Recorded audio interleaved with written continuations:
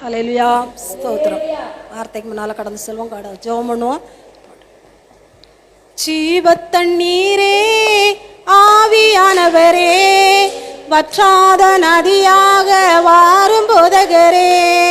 ஜீவத்தண்ணீரே, ஆவியானவரே, வற்றாத நதியாக வாரும் போதகரே.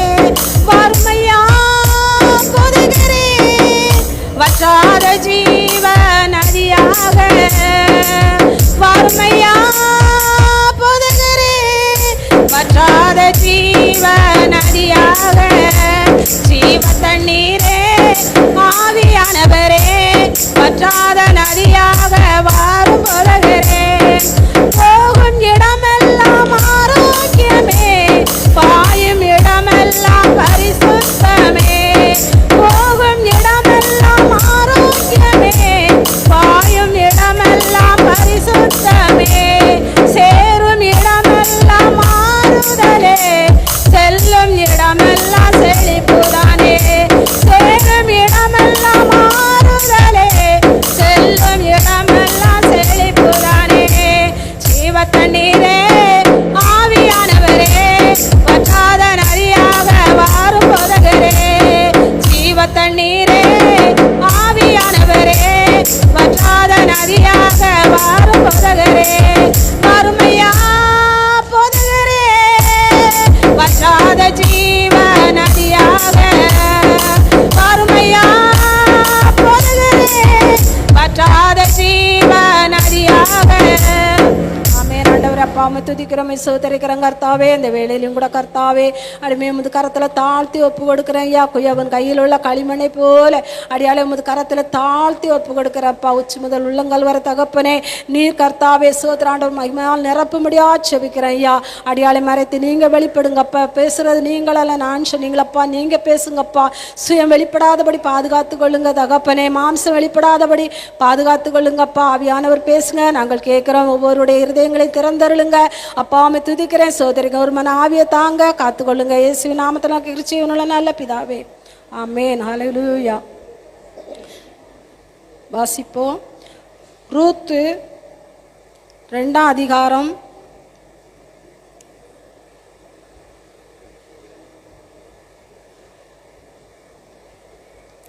12வது வசனம் வாசிப்போம்.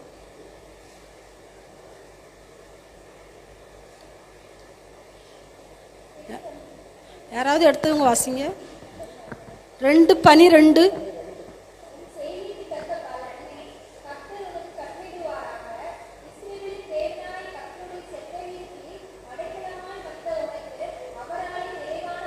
கிடைப்பதாக என்றான். பாருங்க, உன் செய்க்கு தக்க பலனை கர்த்தர் என்ன செய்வாராம்? கட்டளையிடுவார். அதில் 3 விதமான காரியங்கள் இருக்கு. உன் செய்க்கு தக்க பலனை கர்த்தர் கட்டளையிடுவார். 2வது, அவருடைய செட்டின் கீழே அடைக்கலமா வந்த உனக்கு அவராலே நிறைவான பலன் என்ன செய்யுமா? கிடைக்குமா? அப்போ கர்த்தருடைய செட்டையின் கீழ் அடைக்கலமா வந்த நமக்கு ஒவ்வொரு நாளும் என்னது கிடைக்கும்? பலன் கிடைக்கும். வீணா நம்ம என்ன செய்ய மாட்டோம். ஒரு நாளும் ஆண்டவர் நம்மளை என்ன செய்ய மாட்டார், வெறுமனே விட மாட்டார். அப்ப நம்ம செய்திக்கு தக்க பலனை என்ன செய்வாராம்? கர்த்தர் என்ன செய்வாராம்? கட்டளை இடுவாராம். எரேமியால ஒரு வசனம் உண்டு. அவர் சொல்வார், நீ அழாதபடி உன் கண்களை அடக்கிக்கொள், உன் கிரியைக்கு தக்க பலனை என்ன செய்வேன்? நான் தருவேன். உன் கிரியைக்கு தக்க பலனை நான் உனக்கு என்ன செய்வேன்? தருவேன்னு சொல்லியிருக்காரு. கிரியைங்கும் போது நம்மளுடைய பிரயாசம்தான், நம்மளுடைய செய்கைகள் எப்படி இருக்கு? கர்த்தருக்கு பிரியமா இருக்கிறதா? ஒவ்வொரு செய்கைகளும் கர்த்தருக்கு பிரியமா இருக்கான்னு நம்ம என்ன செய்யலாம்? ஆராய்ந்து பார்க்கலாம். இந்த ரூத் எப்படி இருந்தா? மாமியார் கூட என்ன செய்தா? அவ கணவர் இறந்து போனாங்க, மாமனார் இறந்து போனாரு. மாமியாருக்கு என்னது? வயசான காலம். இந்த மாமியார் என்ன சொல்றா? நீங்க எல்லாருமே உன் தகப்பு வீட்டுக்கு நீங்க போயிருங்க, இனி என் கூட வந்தா நான் உங்களுக்கு என்ன செய்வேன்? பாரமா இருப்பேன், உங்களுக்கு என்னால ஒரு நன்மையும் செய்ய முடியாது, நீங்க போயிருங்கன்னு சொல்றா. ஆனா அந்த இன்னொரு மருமகா ஓர்பால் என்ன செய்யறா? மாமியாரை முத்தம் செய்துட்டு அவ என்ன செய்யறா? கடந்து போயிருந்தா. மாமியாரை என்ன செய்யறா? முத்தம் செய்துட்டு கடந்து போறா. ஆனா ரூத் என்ன செய்யறா? அவளை விடாமல் என்ன செய்கிறா? பற்றி கொள்கிறா. பற்றி கொண்டது மட்டும் இல்லை, அவள் சொல்றா, நீ வாழ்ற இடம் தான் எனக்கும், ஆனா நீ கும்பிடுற தெய்வம் தான் எனக்கும். ஆனா மோபா தேசத்தின் பெண்ணு இவா ரூத்து, ஆண்டவருக்கு பிரியமில்லாத ஒரு தேசத்துல உள்ள மகா. அவ சொல்றா, நீங்க கும்பிடுற சாமி தான் எனக்கும். அப்படிங்கும் போது ஆண்டவர் அவ என்ன செய்தா? உறுதியா என்ன செய்தா, பற்று கொண்டு அந்த நகோமி பெறத்தால வந்தா. நகோமி பெறத்தால ரொம்ப சவுண்டு கூட இருக்காது. நகோமி பெறத்தால வரும்போது அந்த அங்க எந்த ஒரு வருமானமும் அவங்களுக்கு இல்லை. இந்த வயல்ல போய் அவ என்ன செய்யறான், சிந்துற அந்த கோதுமைகளை பிறக்கி அதை அடிச்சு அதை என்ன செய்யறான், அதுலதான் பிழைப்பு நடக்கு. அப்ப அதைத்தான் ஒவ்வொரு நாளும் அந்த வயல்ல போய் பிறக்கி பிறக்கி பிறக்கி பிறக்கி கொண்டு என்ன செய்யறா, அவங்க வாழ்றாங்க. அப்ப அந்த நிலத்துக்கு சொந்தக்காரன் தான் அந்த போவாஸ் சொல்றான், உன் செய்க்கு தக்க பலனை என்ன செய்வார், கர்த்தரை கட்டளையிடுவார். அப்ப அவ என்ன நினைக்கிறா, நான் அந்நிய தேசத்தா உள்ள ஒரு பெண்ணு, நான் எப்படி என் செய்யத்தக்க பலன் எப்படி கிடைக்கும் அப்படின்னு சொல்றான். அப்பதான் அவன் சொல்றான் ஒரு வார்த்தை, நீ வேற ஒரு ஆண் கூட போகாதபடி இந்த மாமியார் கூட நீ உன் வாழ்க்கையை அர்ப்பணிச்சு வந்ததுனால உன் செய்யத்தக்க பலனை கர்த்தர் என்ன செய்வார், கட்டளையிடுவார் சொல்றாரு. அதே மாதிரி அவ பிறக்குன வயலையே அவனுக்கு சொந்தமாக்கத்தக்க அந்த போவாசுக்கு மனைவி ஆகி அந்த வயக்காடு அவளுக்கு என்ன செய்துச்சு, சொந்தமா மாறிச்சு. இன்னைக்கு நம்ம எப்படி இருக்கோம், நம்ம செய்கைகள் எப்படி இருக்கிறது? நம்ம ஒருத்தர் ஒன்று சொன்னா 4 சொல்றோம். இன்னைக்கு அவ ஒரு மாமியார் கூட அவ என்ன செய்தா, அந்த மருமக என்ன செய்தா, அந்த மாமியாரை விடாம இந்த மாமியார் கூட போனா நம்மளுக்கு அவங்க பாரமா இருக்காம நம்மளுக்கு எதுவுமே ஒண்ணுமே செய்ய முடியாதுன்னு அவ என்ன செய்யல, நினைக்கல. அந்த மாமியாரை நம்ம என்ன செய்யணும், அவங்களுக்கு கனவு இல்லை பிள்ளைகள் இல்லை, நம்ம அந்த மாமியார் நல்லா பார்த்துக்கிடணுங்கிறதுக்காக அந்த மாமியார் கூட வந்தா. அவளை ஒரு பெரிய செல்வம் தான் என்ன செய்தான், மனம் முடிச்சு அவள் மூலம்தான் ஏசப்பா வந்தாங்க. மோவா தேசத்து பெண்ணு தான், ஆனா அவள் மூலம் தான் ஏசப்பா என்ன செய்தாங்க, வந்தாங்க.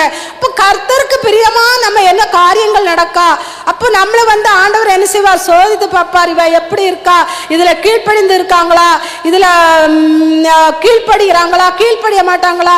இஸ்ரேல் மக்களை ஆண்டவர் அப்படிதான் சோதிச்சு பார்த்தார். 40 வருஷம் அவங்களை என்ன செய்தாரு, சோதித்துதான் அவங்கள வனாந்தரத்துல வழியில நடத்தி எப்படிலாமோ அவங்கள நடத்தினாரு. ஆனாலும் இஸ்ரேல் மக்கள் பாதி பேர் முறுமுறுத்தாலும் பாதி பேர் நல்ல முறையில கானான் தேசத்துக்குள்ள என்ன செய்தாங்க, போய் சேர்ந்தாங்க. அப்ப கர்த்தர் நம்மளை என்ன செய்யற, ஒரு பரீட்சை வைப்பார்.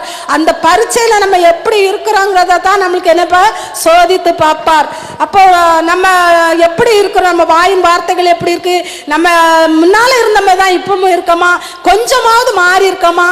அப்போ அந்த நகமி கூட அந்த ரூத் சேர்ந்த உடனே அந்த மோவாப் தேசத்து பெண்ணு தான் அவ அந்த இஸ்ரவேல் சன்னதி கூட சேர்ந்த உடனே அவ சிந்த எல்லாமே அவளுக்குள்ள என்ன செய்து, ஒரு மாற்றம் வந்துச்சு. அதனாலதான் அந்த மாமியார் கூட அவ என்ன செய்தா, வந்தா. அப்ப நம்மள இன்னைக்கு கர்த்தரை தெய்வமாக கொண்டிருக்கோம். நம்மளுக்குள்ள என்ன மாற்றம் இருக்கிறது, நம்ம ஆதியில இருந்த மாதிரி தான் இருக்கிறோமா, நம்ம வாயின் வார்த்தைகள் அப்படிதான் இருக்கா, எதுலையாவது நம்ம மாறி இருக்கோமா, கொஞ்சமாவது நம்ம என்ன செய்யணும், கர்த்தருக்கு பிரியமா என்ன செய்யணும், மாறணும். அமைதியா சாந்தம், அவர் சொல்லியிருக்காருல, சாந்தம், இச்சையடக்கம், நீடிய பொறுமை, இதை நம்ம என்ன செய்யணும், ஒவ்வொரு நாளும் நம்ம கடைபிடிக்கணும். நம்ம கணவர்கிட்டையும் கடைபிடிக்க மாட்டோம், பிள்ளைகிட்டையும் கடைபிடிக்க மாட்டோம், பக்கத்துல இருக்கவங்ககிட்டையும் கடைபிடிக்க மாட்டோம், யார்கிட்டயுமே பக்கத்துல இருக்கிறவர்களுக்காவது நம்ம சாட்சியா என்ன செய்ய மாட்டோம், வாழ மாட்டோம். நம்ம கணவருக்கே சாட்சியா வாழ மாட்டோம், பிறகு நம்ம எப்படி அக்கம் பக்கத்துல இருக்கவங்களுக்கு சாட்சியா வாழ முடியும்? நம்ம எவ்வளவு ஒரு சாட்சியை நான் கேட்டேன், 20 வருஷமா குடிச்சிட்டு அந்த மனைவிய அடிச்சு கொடுமைப்படுத்தி வெளியில தள்ளி கதவை பூட்டிடுவாராம். அந்த அளவுக்கு அந்த அம்மாவை படுத்தினாலும் அவருக்கு ஒரு இருமல் வர்றதுக்கு முன்னாடி ஓடி போமா, ஐயா என்ன செய்யுது, ஐயா என்ன செய்யுது அப்படி. அப்ப அந்த பிள்ளையோட ஏசுமா, உங்களை இப்ப தானமா அடிச்சு விரட்டினாரு, இப்ப தானே அடிச்சு வெளியில போச்சு விரட்டி கதவை பூட்டினாரு, விளையாடத்துல இப்படி நிக்கீங்களம்மானா, அப்ப ஆண்டவருக்கு இதுதான் பிரியம்னு சொல்லுமா. அப்படி நம்ம என்ன செய்யணும் இருக்கிறோமா, இல்ல நம்ம அவங்க ஊங்கிறதுக்கு நம்ம என்ன செய்யறோம், எகிரிருந்தோம். அப்ப ஆண்டவர் பாப்பார்ல, நம்ம ஆண்டவர் எப்படி நம்ம இருதயத்துல இருக்க முடியும்? நம்ம அந்த பொறுமையை நம்ம என்ன செய்யணும், கடைபிடிக்கணும். அப்பதான் கர்த்தர் நம்ம செய்யத்தக்க பலன் நம்மளுக்கு என்ன செய்யும், கிடைக்கும். 2வது ஒரு காரியம், 1 ராஜாக்கள் 1 ராஜாக்கள்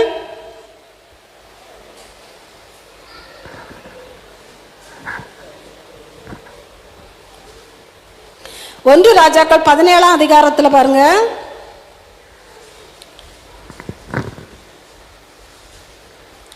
ஒரு விதவை எடுதானே எடுக்கலையா ஒரு தரம், 17ஆம் அதிகாரத்துல 12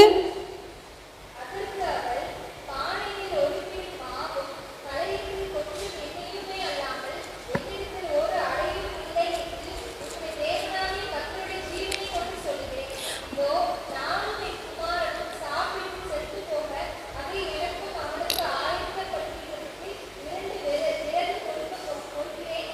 அதுக்கு அடுத்த வசனத்தை வாசி.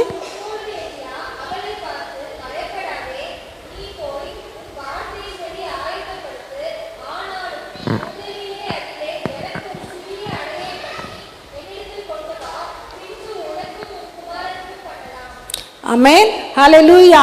அப்போ அவன் எலியா வந்து அந்த விதவை கிட்ட ஆண்டவர் தான் போக சொல்றாரு, நீ சாரி பார்த்து விதவை கிட்ட போ, அவன் ஒன்று போசிப்பான்னு சொல்லி அவன் வரும்போது இவ என்ன செய்யறான், இவ சொல்றா, நானும் என் மகனும் தின்னுட்டு சாகிற அளவுக்கு ஒரு அடைக்கு தான் என்கிட்ட மாவு இருக்கு, அதை செய்து நாங்கள் சாப்பிட்டு சாக போறோம்னு சொல்றா ஒரு தீர்க்கதரிசிக்கிட்ட. அப்போ அவன் என்ன சொல்றான், அந்த சிறிய அடையில எனக்கு ஒரு சின்ன அடைய பண்ணிட்டு வான்னு கேட்கறான். நம்மளை வளர்த்தவே நம்ம கொடுப்போமா, கொடுக்க மாட்டோம். அட போய்யா, நானே சாக போறேன், சொத்தோல இருக்கு, அதை தின்னுட்டு சாக போறேன், இதுல உனக்கு என்னதையா இருக்குன்னு சொல்லி நம்ம என்ன செய்துருவோம், கொடுக்க மாட்டோம். ஆனா அந்த இதுலயும் அவ ஒரு சிறிய அடையை அவருக்கு கொண்டு பண்ணி கொண்டு கொடுக்கும்போது கர்த்தர் என்ன செய்யறாரு, அவளை அவன் சொல்றான் பாருங்க, அந்த 15-16 வாசி.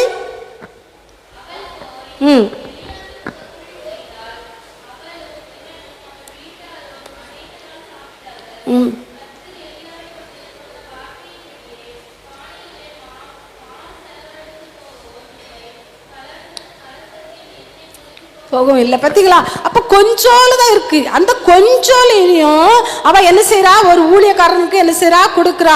அப்போ அதில் கொடுக்கும்போது அவன் சொல்றான், நீ அதை பண்ணிட்டு வா, இந்த பஞ்சகாலம் முடியறது வரல கலசத்துல எண்ணெயும் குறையாது, இதில் மாவும் என்ன செய்யாது, குறையாதுன்னு சொல்லி அவர் ஒரு தீர்க்க தரிசனமா சொல்றாரு. அதே மாதிரி இவ்வளோ என்ன செய்யறா, பண்ணி கொண்டு கொடுக்குறா. ஆனால் அந்த காலத்தில் அப்படிலாம் என்ன செய்ய மாட்டாங்க, செய்ய மாட்டோம். ஏன்னு சொன்னா, ஆமா இருக்குதே என்கிட்ட 10 ரூபா தான் இருக்கு, இந்த 10 ரூபாயை நான் 2 ரூபா எனக்கு போக்குவரத்து காருக்கே என்ன செய்யாது, காணாது, நான் எங்க கொடுக்க அப்படின்னு நம்ம என்ன செய்துருவோம், போயிடுவோம். ஆனா கர்த்தர் என்ன சொல்றாரு, அந்த அப்படிப்பட்ட ஒரு ஆட்கள் வரும்போது அது ஒரு தூதரா கூட நம்ம என்ன செய்யலாம், இருக்கலாம்னு சொல்லுவாங்க. அன்னைக்கு நாங்கள் பஸ் ஸ்டாண்ட்ல நின்றுகிட்டு இருக்கோம். ஒரு நான் பெரும்பாலும் இந்த ஆம்பளை ஆட்கள் ஸ்டடி ஆட்கள் கொடுக்க மாட்டேன், ஏன்னு சொன்னா வாங்கிட்டு போய் குடிப்பாங்க அப்படின்னு கொடுக்க மாட்டேன். அன்னைக்கு பஸ் ஸ்டாண்ட்ல உட்காந்துருந்தேன், ஒரு நல்லா இருக்காரு, ஆனால் வயசான ஆள் தான், சாரம் சாட்டம் நல்லா போட்டுருக்கு, நல்லா டீசெண்டாக தான் இருக்காரு. ஆனால் அவர் வந்து சொன்னார், நான் பர்ஸை தொலைச்சிட்டேன், எனக்கு பஸ்ஸுக்கு போகிறதுக்கு டிக்கெட்டுக்கு காசு இல்லாமல் ஒரு 20 ரூபா கொடுங்கன்னாரு. அப்போ நான் கொஞ்சம் யோசித்தேன். பிறகு இவர் இந்த 20 ரூபாய் வாங்கிட்டு போய் என்னது கூட கொஞ்சம் காசை போட்டு குடிச்சிருவாரோ அப்படின்னு நினச்சேன். ஆனாலும் பஸ்ஸுக்குன்னு கேட்காரு, நம்ம ஒரு ஆலயத்துக்கு போகிறோம், ஒருவேளை ஆண்டவர் கூட தூதனாக அனுப்பலாம்ல, சரி என்னதான் கொடுத்துருவோம் அப்படின்னு சொல்லி நான் என்ன செய்தேன், ஜெபம் பண்ணி கொடுத்தேன். ஆண்டவரே இந்த காசு குடிக்கிறதுக்கு அந்த இடத்துக்கு பெயரக்கூடாது, அந்த குடிக்கிற இடத்துக்கு இந்த காசு பெயரக்கூடாது, இவன் பஸ்ஸுக்கு வச்சுப்பானோ அல்லது ஏதாவது ஒரு ஆகாரமாவது வாங்கி சாப்பிட்டு போட்டோம் அப்படின்னு ஜெபம் பண்ணி தான் நான் என்ன செய்தேன், கொடுத்தேன். அப்போ கர்த்தர் அதில் சொல்றாரு, நீங்க இந்த ஏழைகளுக்கு ஒரு ஏழைக்கு கொடுத்தாலே அவர் என்ன செய்யறாரு, ஆசீர்வதிப்பேன்னு தான் சொல்றாரு. அதே மாதிரி அந்த விதவை என்ன செய்தா, அந்த ஊழியக்காரனை கணம் பண்ணி என்ன செய்தா, ஒரு சிறிய அடைய கொடுக்கும்போது அந்த பஞ்சகாலம் முடிகிறது வரல அவளுக்கு என்ன செய்யலாம், அந்த பஞ்சம் அவளுக்கு இல்லவே இல்லை, நல்லா சாப்பிட்டு தாய்மான் நல்லா புஷ்டியான என்ன செய்தாங்க, காலத்தை கழிச்சாங்க. அப்போ நம்ம செய்யத்தக்க பலன் ஆண்டவர், அவ செய்யத்தக்க பலன் அவர் எனக்கு செய்தாரு, கொடுத்தாரு. அந்த ஒரு சின்ன அடையிலையும் கூட ஒரு சிறிய அடை அந்த ஊழியக்காரனுக்கு பண்ணி கொடுத்ததுனால அவ அந்த பஞ்சகாலம் முழுவதும் திருப்தி அவ என்ன செய்தா, சாப்பிட்டு இருந்தா. அவ முறுமுறுத்து அதை கொடுக்க மாட்டேன் இருந்தா, அவ பஞ்சத்துல என்ன செய்திருப்பா, மரித்து போயிருப்பா. ஆனா அதை கொடுக்க கொண்டு அவ என்ன செய்தா, பஞ்சகாலம் முழுவதும் என்ன செய்தா, பிழைத்து கொண்டா. அதே மாதிரி தான் இன்னைக்கு நம்மளோட கையின் கிரிகள், நம்மளோட பிரயாசங்கள் அதே மாதிரி நம்மளுக்கு என்ன செய்யணும், இருக்கணும். நம்ம நினைக்க அந்த உண்மைதான். அந்த நாங்கள் போகிற சர்ச்சில் எல்லாம் எங்கள் அந்த சர்ச்சு வாசல் முன்னே நிறைய பேர் அந்த ஆம்பளையாளுக்கு தான் நிற்பாங்க. எங்கெல்லாம் கொடுப்பாங்க, நானும் சத்தம் தான் போட்டு வருவேன், கொடுக்காதங்க இந்த ஆட்களுக்கெல்லாம், அது கால் கை முடமாயா இருக்குது, நல்லா தானே இருக்காங்க, ஏன் கொடுக்கீங்க, இதை வாங்கிட்டு போய் குடிக்க தான் செய்வாங்க அப்படின்னு. ஆனாலும் கேட்க மாட்டாங்க, நல்லா 10-10 ரூபாயா மாற்றி வச்சு எல்லாத்துக்கும் அப்படியே கொடுத்துட்டு தான் வருவாங்க. ஆனாலும் கர்த்தர் அதை பார்த்து கொண்டு இருக்கிறார். அவர் செய்யறது அவரு, நம்ம கொடுக்கறது நம்ம கடமை. என்ன ஏழை எளியில் கொடுக்கும்போது கர்த்தர் அதை என்ன செய்ய பார்த்து கொண்டு இருக்கிறார். இந்த சிறியவனுக்கு ஒரு கலசம் தண்ணி கொடுத்தா நான் அதை என்ன செய்வேன், உங்களை ஆசீர்வதிப்பேன்னு தான் சொல்லி இருக்கிறாரு. அதே மாதிரி தான் நம்ம செய்கைகள் அதே மாதிரி என்ன செய்யணும், இருக்கணும். நமக்கு ஆண்டவரோட பிள்ளைகள், நம்ம கைகள் என்ன செய்யணும், வாங்குற கையா என்ன செய்யக்கூடாது, இருக்கவே கூடாது ஒரு நாளும். இந்த கை ஆண்டவரே என் கை இப்படி மாறவே கூடாது, இப்படி கொடுக்குற கையா என் கை என்ன செய்யணும், ஒவ்வொரு நாளும் மாறணும்னு நம்ம ஜெபிக்கும் போது கர்த்தர் அதே மாதிரி செய்வார்.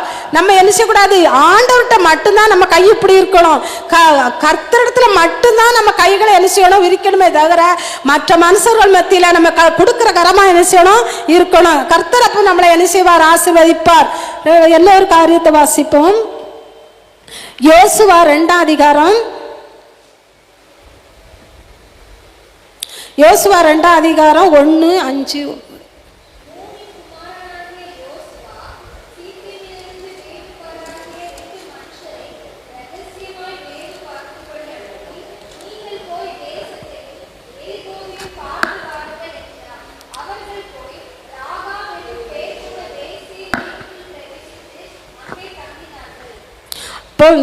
அதுக்கு அடுத்த வாசி.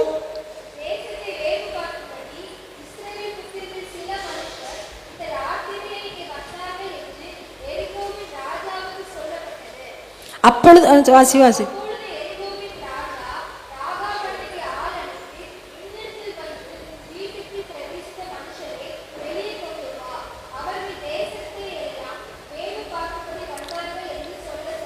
அப்போ இந்த யோசுவாவை கர்த்தர் அனுப்புறாரு, நீங்க வந்து அதை எரிகோவை தகர்த்து உள்ள போய் கானான் தேசத்தை பிரவேசிங்க அப்படின்னு சொல்லி தான் அனுப்புறாரு.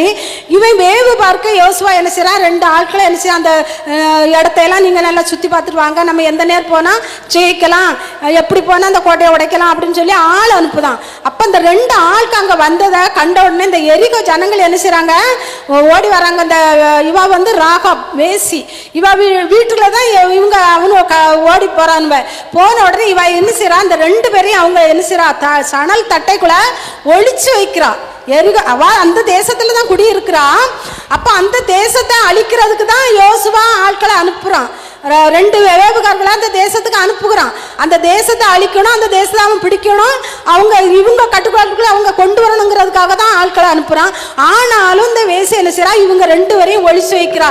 அந்த ஜனங்கள் இவங்களை கொல்லாதபடி, அவங்கள பிடிக்காதபடி இவ என்ன செய்யறா, ஒளிச்சு வச்சு என்ன செய்யறா, காப்பாத்தி இவ என்ன செய்யறா, அனுப்பி விட்டுருதா. இவங்க 2 பேரும் என்ன செய்யறாங்க, தப்பிச்சு வந்துருந்தாங்க. அப்ப இந்த யோசுவாட்ட வந்து சொல்றாங்க, இந்த ராகாப்புங்கிற வேசி தான் எங்களை என்ன செய்தான் பாதுகாத்து ஒளிச்சு வச்சு எங்களை அனுப்புனான்னு சொன்ன உடனே, அப்ப இந்த சண்டை வருகிற நேரத்துல, யுத்தம் வருகிற நேரத்துல அந்த வேசின் வீட்டை என்ன செய்றாங்க, அந்த வீட்டாரையும் அந்த வீட்டுல உள்ள அனைவரையும் என்ன செய்றாங்க, பாதுகாத்து வெளியில கொண்டு வந்து என்ன செய்றாங்க, விட்டுருந்தாங்க. அப்போ அவ என்ன செய்றா, அந்த தேசத்துல தான் அவ குடியிருக்கிறா. அப்ப அந்த தேசத்துக்கு தான் அவ விசுவாசமா இருக்கணும். ஆனா யாருக்கு விசுவாசமா இருந்தா, இஸ்ரேல் மக்களுக்கு என்ன செய்தா, அவ இந்த பக்கம் சாய்ந்த உடனே இஸ்ரேல் மக்கள் என்ன செய்தாங்க, அவளை என்ன செய்றாங்க, வெளியில கொண்டு வந்து அவங்க என்ன செய்றாங்களாம், அவங்க குடியிருந்ததுக்கு நடுவில் அவளை அங்க என்ன செய்திருந்தாங்களாம், வச்சிருந்தாங்களாம்.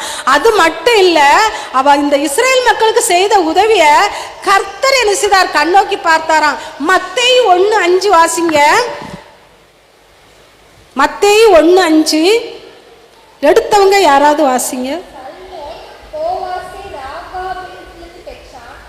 அப்போதான் யார் பெற்றான், யார் இடத்துல யார் பெற்றான், ராகாப் வருதா. அப்ப இந்த ராகாப் இடத்துல யார பெற்றான், போவாஸ்.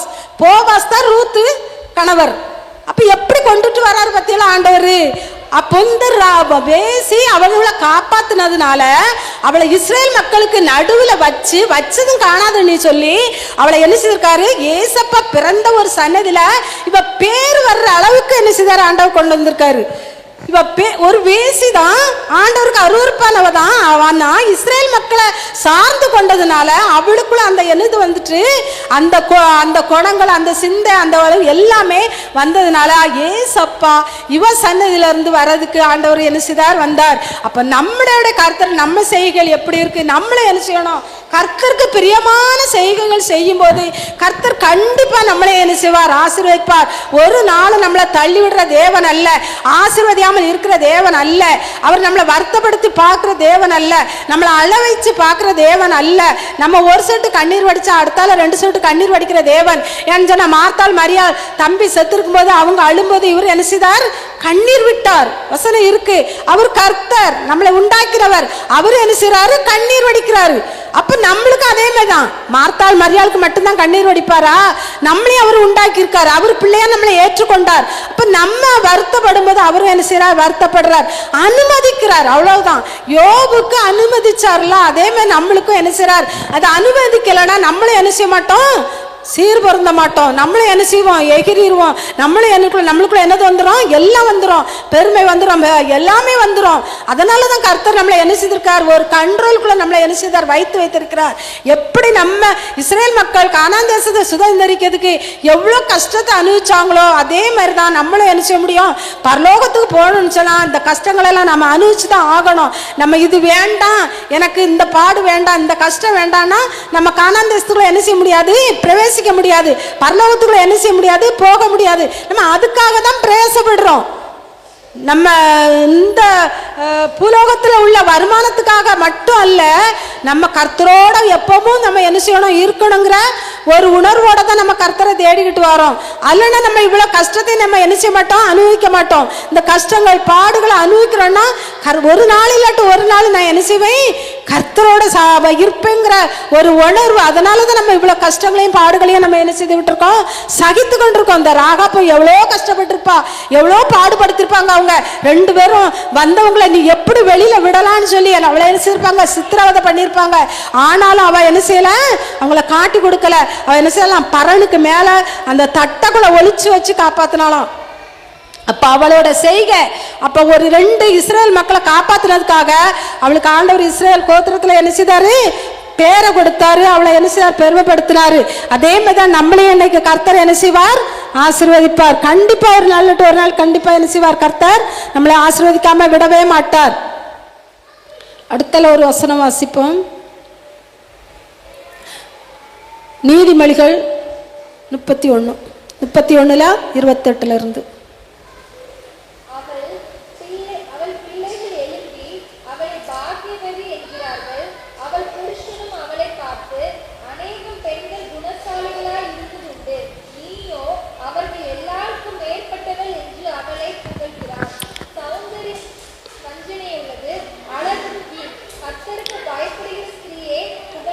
பாடுவாள் பாருங்க. இந்த 31 இந்த 11 இருந்தே பாருங்க, இந்த 10 இருந்தே குணசாலியனை ஸ்திரீயை கண்டுபிடிப்பவன் யார்? அவளுடைய விலை என்னதான்? முத்துக்களை பார்க்கலாம் விலை உயர்ந்ததான். குணசாலியான ஸ்திரீ. அடுத்தால சொல்லியிருக்கு, அவள் உயிரோடு இருக்க நாளெல்லாம் அவனுக்கு தீமையே இல்லை, நன்மையே செய்கிறாள்.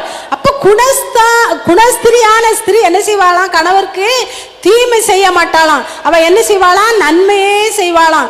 அப்ப அந்த நன்மை செய்யும் போதுதான் அவ என்ன செய்யறா? புகழப்படுறா. அது மட்டும் இல்ல, அவ ஆட்டு மயிரையும் சணலையும் தேடி தேடி அவ என்ன செய்யறாளாம்? கைகளால உற்சாகத்தோடு அவ என்ன செய்யறா? வேலை செய்கிறா. அது மட்டும் இல்ல, அதிகாலையில இருட்டோட எழுந்து அவ என்ன செய்யறா? வேலை செய்யறா. இன்னைக்குள்ள காலத்துல நம்ம பார்த்தோம்னா எத்தனை மணி வரல தூங்குறோம்? வேலைக்கு போறவங்க காலையில எழும்புறோம். ஆனா மற்றவங்க எப்படி எத்தனை மணி வரல தூங்குறோம்? அதிகாலையில் எழும்புறோமா? தேடுகிறோமா? அந்த காலத்துல ஒரு பழமொழி சொல்லுவாங்க, பிந்தி படுத்து முந்தி எழும்பணும் பெண்ணானவள் அப்படின்னு சொல்லுவாங்க. எப்படி படுக்கணுமா? எல்லாரும் படுத்தவரை படுத்துட்டு எல்லாரும் எழும்பதுக்கு முன்னால எழும்பிடணும்னு சொல்லுவாங்க. எங்க வீட்டுல எங்க அப்பாலாம், நான் சின்ன பிள்ளை தான், எங்க அம்மா இறந்துட்டாங்க, 4 மணிக்கே எழுப்பி விட்டுருவாங்க. என்ன வெளியில எல்லாம் நட்சத்திரமா இருக்கும், பயமா இருக்கும். ஆனாலும் என்ன செய்ய விட மாட்டாங்க? படுக்க விட மாட்டாங்க. தொழி தூரு அப்படின்னு தான் நிற்பாங்க. பயமா இருக்கும். பயந்து பயந்து பயந்து பயந்து சின்ன பிள்ளைகள் எங்க மேரி மவள மாதிரி தான் இருப்பேன் நான். அப்பவே எங்க அம்மா இறந்துட்டாங்களா. அப்படி அந்த காலத்துல காலையில தூங்கக்கூடாதுன்னு சொல்லுவாங்க, பகல தூங்கக்கூடாதுன்னு சொல்லுவாங்க, வீடு தரித்திரமாயிரம்னு சொல்லுவாங்க. ஆனா இப்போ யார் எழும்புதான்? முதலாவது கணவன் எழும்பி காப்பி போட்டு வச்சுக்கிட்டு, என் செல்லம் காப்பி குடிக்காமா, என் தங்கம் நீ ராத்திரி முழுதும் என்ன செய்தா? நீ வேலை செய்தாம்மா, நீ காப்பி குடிமான்னு சொல்லி எழுப்பி என்ன செய்றாங்க? கொடுக்குறாங்க. அந்த காலத்துல அப்படி இல்லை. கருக்கு மட்டும் அடி விழும், துண்டு வெட்டி அடி விழும் எழும்பலன்னா. அப்படி குணஸ்திரியான ஸ்திரீ அப்படி இருக்கணும். அதிகாலையில எழும்பணும். எவ்வளவு இருந்தாலும் என்ன செய்யணும்? எழும்பணும். எழும்பினாதான் அந்த வீடு ஆசீர்வாதமா இருக்கும். நான் ராத்திரி முழுதும் விழிச்சிருந்தேன், நான் காலையில ராத்திரி முழுதும் விழிச்சிருந்தாலும் காலையில என்ன செய்திடணும்? 6 மணிக்கு முன்னாலே 6 மணிக்காவது நம்ம என்ன செய்திடணும்? எழும்பிடணும். அப்பதான் அந்த வீடு ஆசீர்வாதமா இருக்கும். அந்த வீடு என்ன செய்யும்? ஆசீர்வதிக்கப்படும். கண்டிப்பா கர்த்தரே ஆசீர்வதிப்பார். என் பிள்ளை அதிகாலமே என்ன தேடுது. ஒரு நிமிஷமாவது நம்ம இன்னைக்கு முழுவதும் ஆண்டவர் நம்மளை பாதுகாத்திருக்கிறார். காலையில எழும்பி ஆண்டவரே இந்த முழுவதும் என்னை பாதுகாத்து கொண்டீங்கப்பா அப்படி சொல்லி ஒரு சின்ன ஜெபம் செபிக்கிறோமா? இல்ல அவசர அவசரம்னு எழுப்புறோம், அவசர அவசரம்னு வேலையை பார்க்கும். ஏன் நம்ம வேலைக்கு நம்ம அவசர அவசரம் ஓடுறோமே, கர்த்தரை தேடுறோமா? நம்ம பிள்ளைகளுக்காக நம்ம தான் தரப்புல நிக்கணும், நம்ம கணவருக்காக நம்ம தான் தரப்புல நிக்கணும், நம்ம குடும்பத்துக்காக நம்ம தான் தரப்புல நிக்கணும். செபிக்கும் போதுதான் கர்த்தர் தருவாரு. நீ கேட்கும் போதுதான் நான் தருவேன்னு சொல்லியிருக்காரு. கேட்கிறவன் எவனும் என்ன செய்வான்? பெற்றுக்கொள்வான். நம்ம கேட்கணும். அதிகாலையில் எழுப்பி என்ன செய்யணும்? இந்த ஸ்திரீ என்ன செய்தான்? அதிகாலை எழுப்பி என்ன செய்தாலாம்? விருட்டோட என்ன செய்தாலாம்? குடும்பத்தாருக்கு ஆகாரம் என்ன செய்தாலாம்? பண்ணினாலாம். அப்போ ஒவ்வொரு நாளும் நம்ம அதிகாலையில் கர்த்தரை தேடி எழுப்பி கர்த்தரை தேடும்போது கர்த்தர் என்ன செய்வான்? கண்டிப்பா நம்மளை என்ன செய்வார்? ஆசீர்வதிப்பார். 23ஆம் வசனம் சொல்லுதுல, அவள் புருஷன் தேசத்து மூப்பர்களோட நியாயஸ்தலங்கள் உட்கார்ந்து இருக்க பேர் பெற்றவனாயிருந்தான். அப்ப நம்ம கணவர்கள் போற இடத்துல நம்மளை வச்சு நம்ம கணவர் பெருமைப்படுறாரா? ஏப்பா இவன் மனைவியா அப்படின்னு சொல்ற மாதிரி இருக்கிறோமா? பரவாயில்ல, இவங்க மனைவி நல்ல ஒரு குணஸ்திரி அப்படின்னு சொல்ற அளவுக்கு இருக்கிறோமா? எப்படி வாழ்றோம்? எப்படி இருக்கிறோம்? நம்ம கர்த்தருடைய பிள்ளைகள் அப்படிதான் இருக்கணும். நம்ம சத்தங்கள் என்ன செய்யக்கூடாது? வெளியில கேட்கக்கூடாது. கோபம் வரும், கணவர்கிட்ட நம்ம எரிஞ்சு விழுந்துருவோம். ஆனால் சாயங்காலத்துக்குள்ள என்ன செய்திடணும்? அந்த கோபம் அடங்கிடணும். அவர் சொல்லியிருக்காரு, சூரியன் அஸ்தமிக்கிறதுக்குள்ள அந்த கோபம் என்ன செய்யணுமா? அடங்கிடணுமா. அதுக்குள்ள நம்ம என்ன செய்யணுமா? கணவர்கிட்ட பேசிடணும். சாரால கணவரை எப்படி கூப்பிட்டா? ஆண்டவரேன்னு கூப்பிட்டா. அன்னைக்கு நம்ம எப்படி கூப்பிடுறோம்? ஏய் கூடுறோமா? சொட்ட தலையா கூடுறோமா? மொட்டை தலையா கூடுறோமா? ஆண்டவர் பார்த்துக்கிட்டே இருக்காரு. வாயின் வார்த்தைகள் என்னது உண்டு? நியாய தீர்ப்பு உண்டு. வசனம் சொல்லுது நியாய தீர்ப்பு இருக்கு. நீ பார்த்து பேசுங்க. கணவர் நம்மளுக்கு தந்த தலை.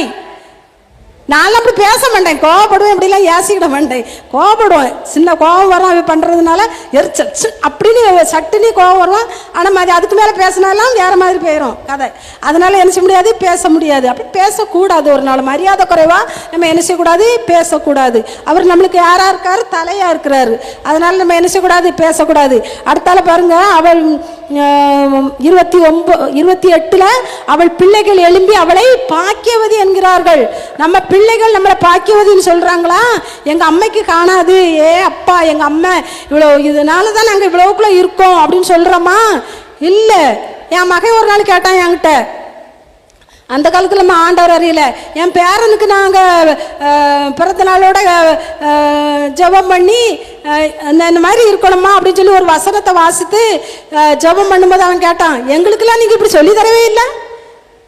நம்ம பிள்ளைகள் அப்படி கேட்கும். நம்ம என்ன செய்யணும்? சொல்லி கொடுத்து நம்ம என்ன செய்யணும்? நீங்கள் அப்படி சொல்லி தந்தீங்களா? எனக்கு நீங்கள் கர்த்தருக்கு பயந்து வாழுன்னு சொல்லி தந்தீங்களா அப்படின்னு நம்மகிட்ட கேட்காத அளவுக்கு நம்ம என்ன செய்யணும்? வச்சுக்கிடணும். ஏன்னா சின்ன பிள்ளைங்களே நம்ம எப்படி வளர்க்கமோ அப்படிதான் வளர்க்க முடியும். பெரிய பிள்ளைகளை ஆன பிறகு நம்ம என்ன செய்ய முடியாது? ஒரு நாளும் திருத்தவே முடியாது. நான் இந்த ரசிக்கப்பட்டது எல்லாமே வாலிய பிள்ளைகள் ஆயிட்டு. அதனால ஒருத்தட்டையும் ஒன்றும் என்ன செய்ய முடியாது? சொல்ல முடியாது. பொட்ட பிள்ளைகள் நம்ம கைக்குள்ளே இருந்ததுனால பொட்ட பிள்ளைகள் நம்ம சொல்லி கேட்டு அந்த ஆவிக்குரிய சபைகள் வந்தாவ சில நம்ம என்ன செய்தோம்? கல்யாணம் முடிச்சு கொடுத்தோம். அது ஆம்பளை பிள்ளைகள் அப்படி இல்லை.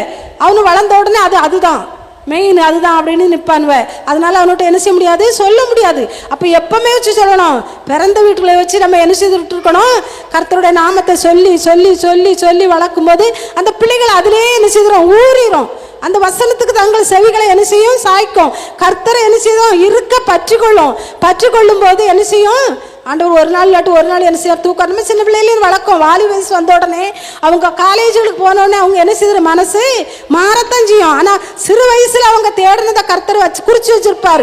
என்னைக்காவது ஒரு நாள் என்ன செய்வார்? தொடுவார். தொட்டு கண்டிப்பா என்ன செய்வார்? ரட்சிப்பார். கண்டிப்பா என்ன செய்வார்? ஆசீர்வதிப்பார். அதே மாதிரி அடுத்தால 29 சொல்லுது, அநேகம் பெண்கள் குணசாலிகளா இருந்தது உண்டு, நீயோ அவர்கள் எல்லாவற்றுக்கும் மேற்பட்டவள் என்று யார் சொல்றா? அவ கணவர் அவனை என்ன செய்யறாராம்? புகழுகிறாராம். நம்ம கணவர்மார் புகழுகிறாங்களா? என்னைக்கு ஒளிவா ஐவா அப்படின்னு தான் எல்லாரும் என்ன செய்வாங்க? நினைப்பாங்க. 4 நாள் வீட்டில் இல்லைன்னா நான் ரொம்ப நல்ல போடு நீ நினைக்கிற மாதிரி நம்ம என்ன செய்கிறோம்? இருக்கிறோம். கர்த்தர் என்ன செய்யணும்? ஆசீர்வதிக்கணும்னா நம்ம இந்த இது எல்லாமே நம்ம என்ன செய்யணும்? செய்யும் போது தான் நம்ம என்ன செய்ய முடியும்? இருக்க முடியும். கடைசியில் வெளிப்படுத்தல 22:12 வாசிங்க. 22:12 வெளிப்படுத்தல் 22:12.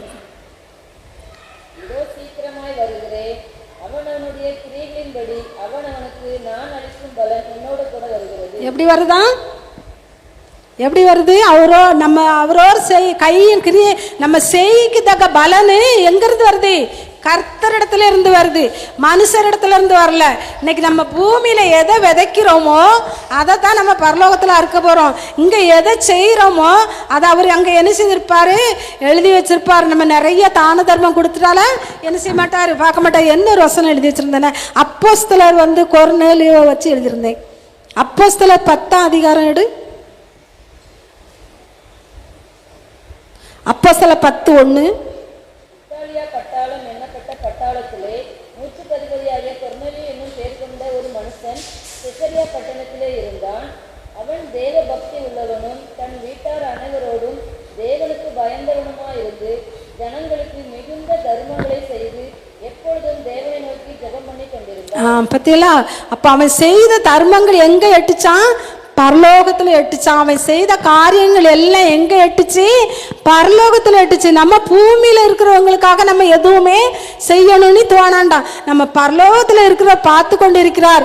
அவரு பார்வைக்கு நம்ம நலமானபடி செய்கிறோமான்னு நம்ம என்ன செய்யணும், யோசித்து செய்யும் போது அதற்கேற்ற பலனை என்ன செய்வார், கர்த்தர் கட்டளையிடுவார். இந்த கொர்நேலியுவோட தான தர்மங்கள் எங்க எட்டுச்சு, பரலோகத்துல எட்டுனதுனால கர்த்தர் சொல்றாரு அவன்கிட்ட, நீ என்ன செய்ய, ஒரு ஊழியக்காரனால அவன் மூலம் நீங்க என்ன செய்யலாம், ரட்சிக்கப்படுவீங்கன்னு சொல்லி பேதுரு அழைக்க சொல்லி, பேதுரு இவங்களுக்கு பேசும்போது பேதுரு அந்த ஊழியக்காரர் அந்த கொர்நேலியு வீட்டுக்கு வாரான். ஆனா அந்த கொர்நேலியு என்ன செய்யறான், அக்கம் பக்கத்துல உள்ளவங்க அவங்க சொந்தக்காரங்க சொக்காரங்க எல்லாத்தையும் என்ன செய்யறான், கூட்டி வச்சிருக்கிறான்.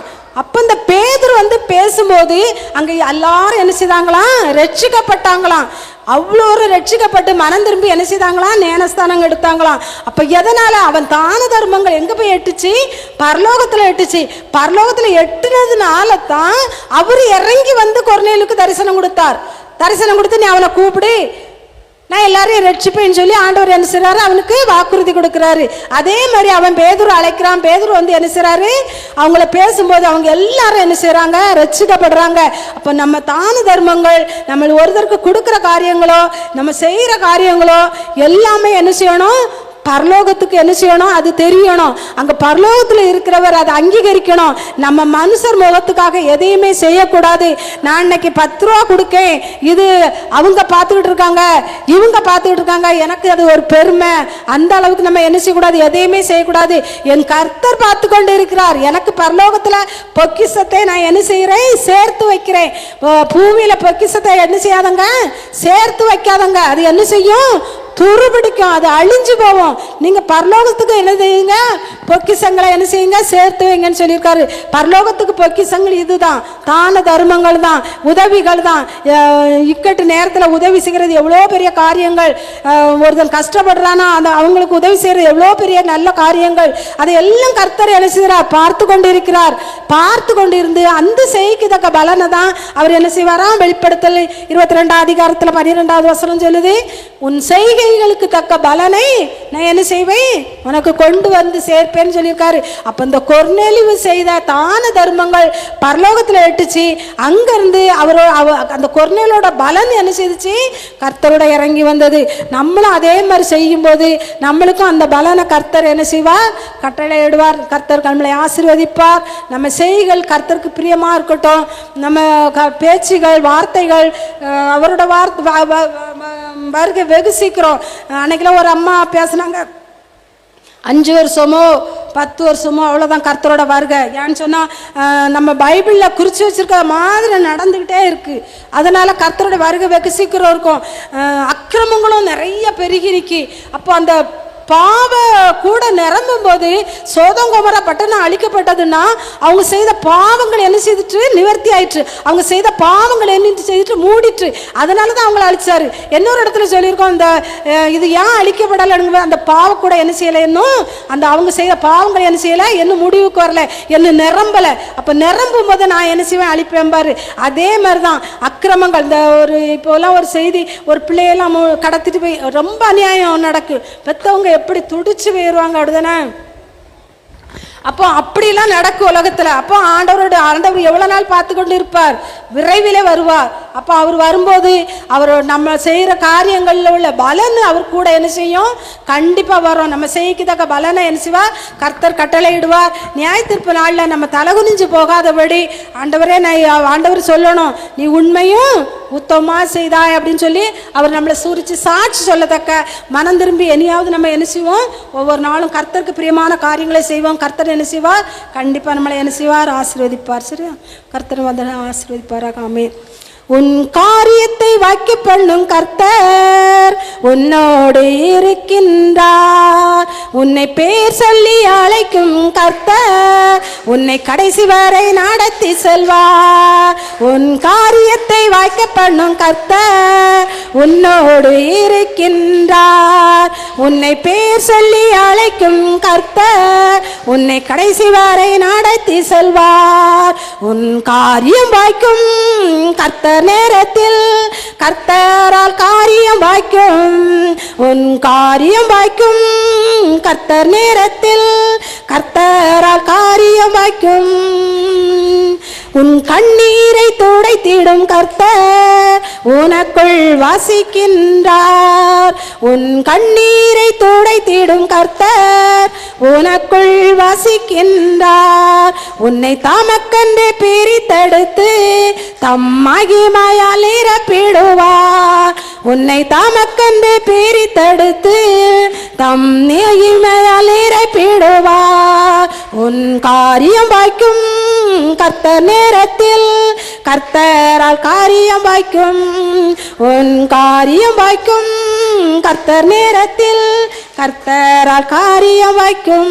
ஆமென். ஆண்டவர் அப்பா அம்மை துதிக்கிறோம், சோதரிக்கிற ராஜா நன்றியோடு துதிக்கிறோம் ஐயா. நீர் நல்லவரப்பா, நீர் போதுமானவர், பரிசுத்த இம்மட்டுமாக தகப்பனே நீர் எங்களை கொண்டு வந்து கர்த்தாவே நடத்தின கிருபைகளுக்காக உமக்கோடி நன்றி செலுத்துறோம் ஐயா. உமது வார்த்தைகளுக்காக நன்றி அப்பா. ஆமென். ஆண்டவரே கர்த்தாவே இவ்வளவு நாள் நாங்கள் எப்படி இருந்தோமோ தெரியாத ஆண்டவரே, இனிமேலாத கர்த்தாவே உமக்கு பிரியமான காரியங்களை நாங்கள் செய்கவும் அதற்கேற்ற பலனை நாங்கள் பெற்றுக்கொள்ளவும் அப்பா, எங்கள் கணவன்மார்கள் எங்கள் பிள்ளைகளை எங்களை பாக்கியது என்று சொல்ல அப்பா நாங்கள் வாழத்தக்க எங்களுக்கு கிருபைகளை தாங்க சப்பா. எங்கள் கோபங்கள், எரிச்சல்கள், பொறாமைகள், பெருமைகள் எல்லாவற்றையும் எங்கள் கூடோடு அழித்து எங்களை பெருமைப்பட பரிசுத்தப்படுத்தி எங்களை பாதுகாத்து கொள்ளுங்க தகப்பனே. ஆமாம் ஆண்டவர், எங்களுக்குள்ள பெருமை வேண்டாம் ஐயா, பொறாமை வேண்டாம் தகப்பனே. ஆமேன் ஆண்டவரே. அப்பா உமக்கு ஏற்றபடி கர்த்தாவே நாங்கள் பரிசுத்தமாக வாழணும் ஆண்டவரே. இன்னும் கொஞ்ச காலம் தகப்பனே, அதற்குள்ள உமது வருகை வெகு சீக்கிரம் ஐயா. அதில் நாங்கள் கர்த்தாவே உமது வருகையில் கர்த்தாவே நாங்கள் எடுத்துக்கொள்ளப்படத்தக்க அப்பா உமது பாதத்தில் இருந்து கர்த்தாவே நாங்கள் நீங்கள் சொன்னமே பரிசுத்தர் பரிசுத்தர் பரிசுத்தர் அதே மாதிரி கர்த்தாவே நாங்கள் பரலோகத்திலே வந்து பரிசுத்தர் பரிசுத்தர் போற்றி புகழ எங்களுக்கு கிருபைகளை தாங்கப்பா, எங்களை பருக்குவப்படுத்துங்கப்பா, எங்களை ஆயத்தப்படுத்துங்க அப்பா. அது மட்டும் இல்ல ராஜா, நாங்கள் எங்களோடு இருக்கிற ஒவ்வொருவரையும் நாங்கள் ஆயத்தப்படுத்ததாக எங்களுக்கு கிருபைகளை தாங்க இசப்பா. நன்றியோடு துதிக்கிறேன், சோதரிக்கிறேன் கர்த்தாவே. அந்த பிள்ளைகள் கர்த்தாவே ஆசீர்வதிங்கப்பா. போக்கில் உங்க கரை இருக்கட்டும் ஐயா, பிரயாணத்தில் உங்க கரை இருக்கட்டும் ஐயா. வந்தவர்கள் கர்த்தாவே அப்பா ஆசீர்வதித்து அனுப்புங்க தகப்பனே. இந்த இடத்துக்கு நான் வந்தது நல்லதென்று ஒவ்வொருவரும் கண்டுகொள்ளத்தக்க கிருபைகளை கொடுங்க தகப்பனே. அப்பா அம்மை துதிக்கிறேன், சோதரிக்கிற ராஜா நீங்க ஆசீர்வதிங்க, நீங்க பலப்படுத்துங்க, ஒவ்வொருவரையும் பலப்படுத்துங்க, காத்துக்கொள்ளுங்க இசப்பா. அடியாளையும் கூட கர்த்தாவே உமது கரத்துல தாழ்த்தி ஒப்பு கொடுக்கிறப்பா. எவ்வளவு பலவீனங்கள் இருந்தாலும் ஆண்டவரே நீங்க கொண்டு வந்தீங்கப்பா, நீங்க நடத்துறீங்கப்பா. உம கோடி நன்றி ராஜா. ஆசீர்வதிங்கப்பா, நீங்க பலப்படுத்துங்க. எல்லாம் நாமமும் கர்த்தாவே உமக்கு சோதர ஆண்டவரே மகிமைப்படட்டும் ஆண்டவரே. உமது நாம மட்டும் மகிமைப்படட்டும் ஆண்டவரே. எல்லா துதியும் கனத்தையும் மகிமையும் உமக்கு செலுத்துகிறேன். இயேசுவின் நாமத்தினால் ஜெபிக்கிறேன் ஜீவனுள்ள நல்ல பிதாவே. அல்லேலூயா. கர்த்தருடைய நாமம் மகிமைப்பட்டதுக்காக ஸ்தோத்திரம் ஆண்டவரே. இந்த ஆகாரம் புசிக்கிற மக்களுக்கு ஆண்டவரே அது ஆசீர்வாதமா இருக்கட்டும். எந்தெந்த பலவீனம் இருந்தாலும் உங்க ரத்தம் அதில் தெளிக்கப்பட்டு கர்த்தருடைய நாமம் மகிமைப்பட அது ஆசீர்வாதமாக இருக்கட்டும் ஆண்டவரே. ஸ்தோத்திரம். இந்த நாட்களை பலவீனத்தில் காய்ச்சல் இனி அநேக மக்களுக்கு இருக்கிறாங்கப்பா. அப்படிப்பட்ட பலவீனங்கள், காய்ச்சல், கொள்ளை நோய் வராதபடி உங்களுடைய பிள்ளைகளை பாதுகாத்து கொள்ளுங்கப்பா. உங்க ரத்தத்தை தெளிக்கிறேன் ராஜா. ஒவ்வொருத்தர் மேலேயும் உங்க ரத்தம் பூசப்பட்டு, ஒவ்வொரு சரசின் மேலும் ரத்தம் தெளிக்கப்பட்டு பிரயாணத்தில் இருங்க. கர்த்தருடைய நாமம் மகிமைப்பட என்ன நோக்கத்தோடு என்ன எதிர்பார்ப்போடு வந்தாங்களோ இந்த இடத்துக்கு வந்த வண்ணமா போக அளவுக்கு என் தேவனாய கர்த்தர் நீர் ஆசீர்வதித்து பிள்ளைகளுடைய சந்தோஷமா மகிழ்ச்சியாக கடந்து போக உம்முடைய காக்கும் பரிசுத்த கரம் ஒவ்வொரு குட்டி பிள்ளைகளோட, வாலிய பிள்ளையோட, சகோதரன் சகோதரியோட பிள்ளைகளோடு இருக்க முடியாத செபிக்கிறப்பா. என் தேவனாய கர்த்தர் நீர் அப்படி செய்ததுக்காக நன்றி. பிரயாசப்பட்டு ஆண்டவரே துதிக்கிறேன். செவித்து தாங்கி ஆண்டவரே செவித்து வருகிற ஒவ்வொரு குடும்பத்தோட பிள்ளைகளோட இருந்து நீங்க ஆசீர்வதிங்கப்பா.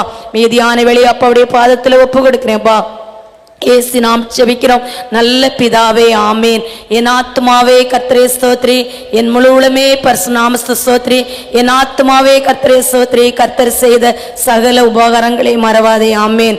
அல்லேலூயா அல்லேலூயா. அல்லேலூயா. கர்த்தர் உங்களை ஆசீர்வதிப்பாராக.